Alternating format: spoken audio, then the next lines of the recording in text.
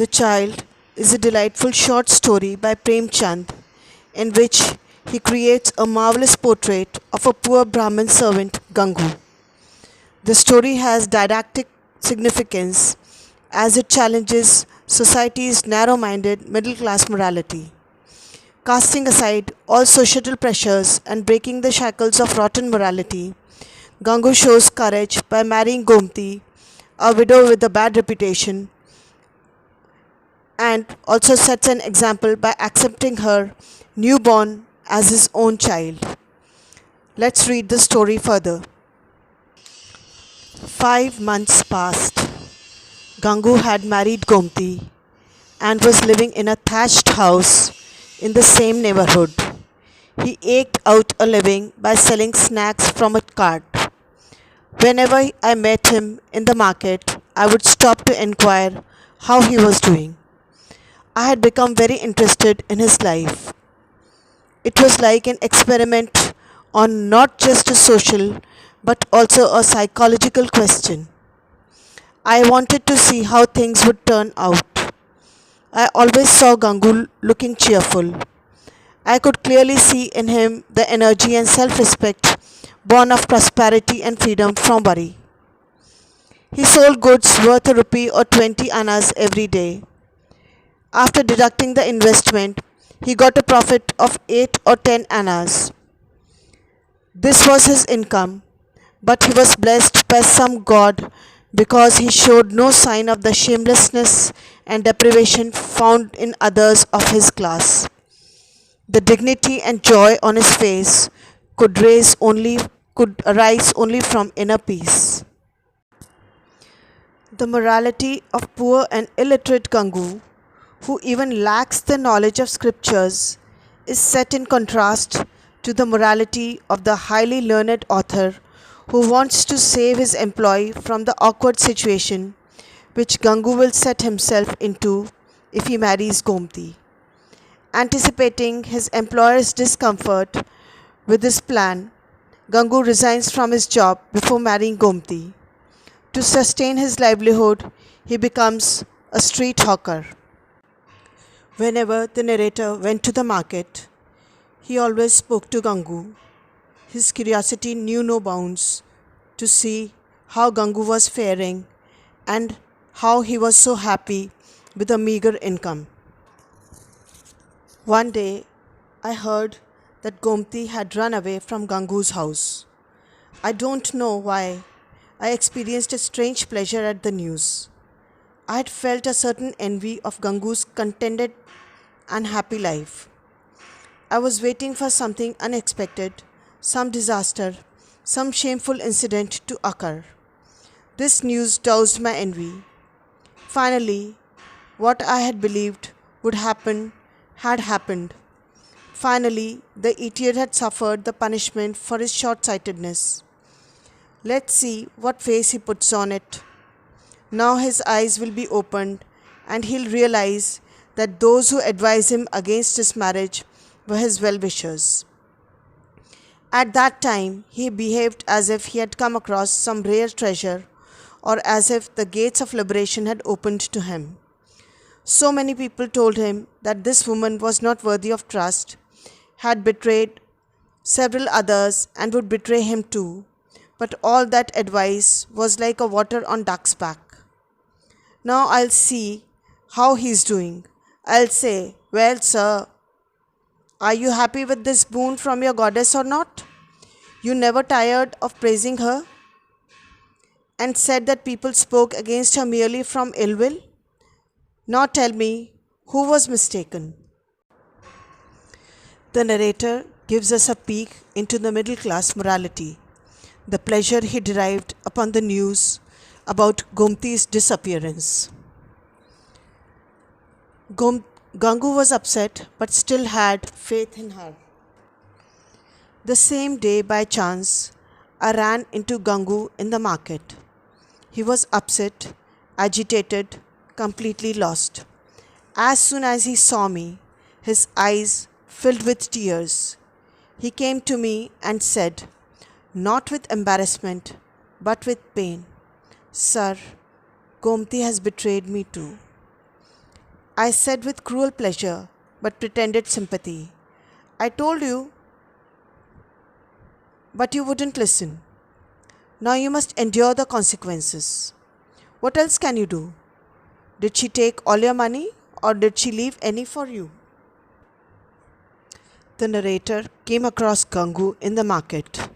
Gangu was very disturbed. He couldn't control his tears.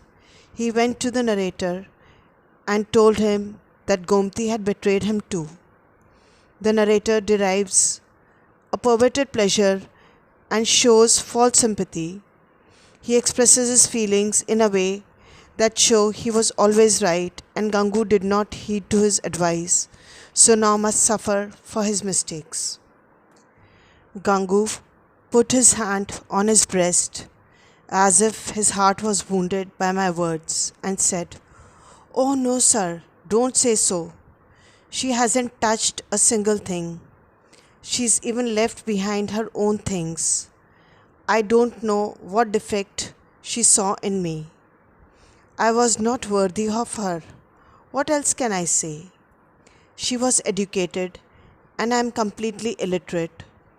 It was surprising that she stayed with me so long. If I had stayed with her a while longer, I would have become a man. What can I tell you about her, sir? Whatever she may have been to others, to me she was a gift sent by some god. I don't know what mistake I made, but I swear she never so much as looked angry. What am I, sir? I am a labourer, worth 10 or 12 annas, but she was so blessed that she made this little go a long way, and we never felt that we lacked anything." Gangu's heart is made of gold. He has truly loved Gomti.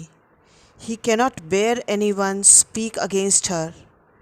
Here too, he in all simplicity looks for his own mistakes.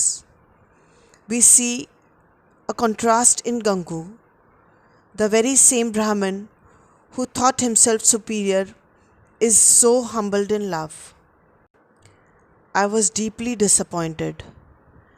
I had expected him to recount a tale of her infidelity, and I would have sympathized with his blind devotion. But this fool's eyes were not yet opened. He was still singing her praises. He definitely seemed mentally disturbed. I started a cruel joke. "So, she didn't take anything from your house?" "No, sir, not a single thing." "And she loved you a lot too?" "What can I say, sir? I will remember that love till my dying day." "And yet she left you and went away." "That is what's surprising, sir. Have you ever heard of a woman's frailty?" "Oh, sir, don't say so.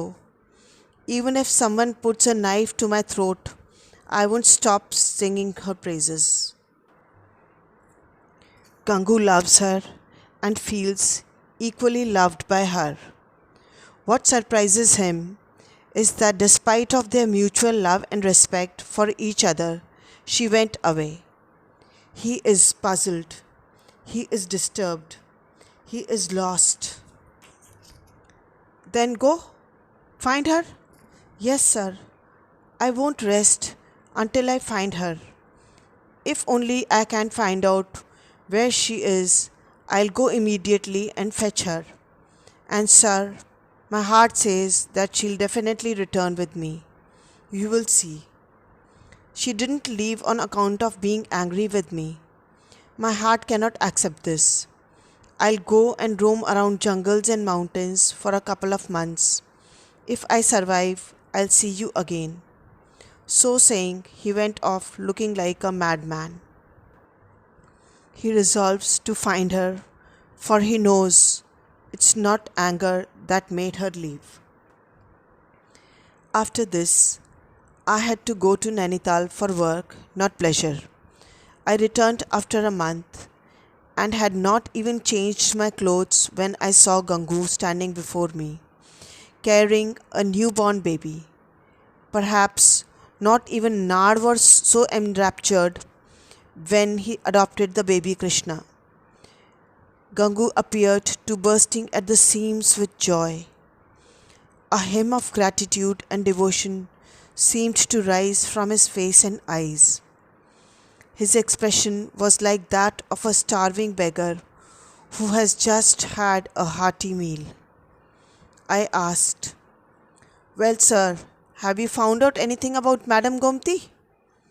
You had gone in search of her?" After 1 month, when the narrator returned from Nainital, Gangu came to him again.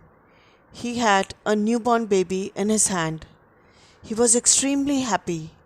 He searched and found Gomti out. Gangu, barely able to contain his joy, said, "Yes, sir, thanks to your blessings, I did manage to find her. She was in the women's hospital in Lucknow. She had told a friend here to inform me if I became too upset. I immediately rushed to Lucknow and brought her back. I got this child too in the bargain." He held the child out towards me, like a sportsman showing off the trophy he has won. I asked jokingly, "So you got this boy too? Perhaps that is why she ran away. You're sure he's your son?" "Why my son, sir? He's yours, he's God's." "So he was born in Lucknow?" "Yes, sir. He's just 1 month old." "How long did you get married?" The interesting part of this story is change in the psychology of characters. First, Gangu was a rigid Brahmin and was not allowing anyone to disrespect him. But when he falls in love with Gomti, he forgets everything and marries her. On the other side, the master, who was not interested in caste system, who was against that marriage and was happy when Gomti ran away and left Gangu, even when Gangu has shown his child to him. He was taunting Gangu about his child's birth. "This is the 7th month. So he was born in the 6th month of your marriage?" "Yes, sir." "Yet he is your son?" "Yes, sir." "What nonsense are you talking?" I wasn't sure if he understood me or was pretending not to. He said as guilelessly as before, "She narrowly escaped death, sir. It's as if she was reborn. She suffered for 3 days and 3 nights." I said somewhat sarcastically, "This is the first time I've ever heard of a child being born in 6 months." This barb struck home. This conversation brings out a stark contrast between Gangu's simplicity and the narrator's stark urbanity. He smiled and said, "Oh, that's what you mean. I didn't realize you were talking of that. Gomti ran away because of this fear." I said, "Gomti, if you are not happy with me, leave me. I'll go away and never come to you again. When you need me to do anything for you, write, and I'll help as much as I can. I have no complaint against you. In my eyes, you are just as good as before. I still love you as much. No, I actually love you more. But if your heart has not turned away from me, then come with me. Gangu will not be unfaithful to you as long as he lives. I didn't marry you because you are a goddess, but because I loved you and thought you loved me too. This child is my child, my own child. I bought a field, and will I refuse the crop because someone else sowed it?" So saying, he burst out laughing. These thoughts of Gangu show the simplicity and honesty of his love, how pure his heart is, and how he forgives her infidelity and sees the child as a gift from God, despite the narrator's attempt to stir him to anger against Gomti.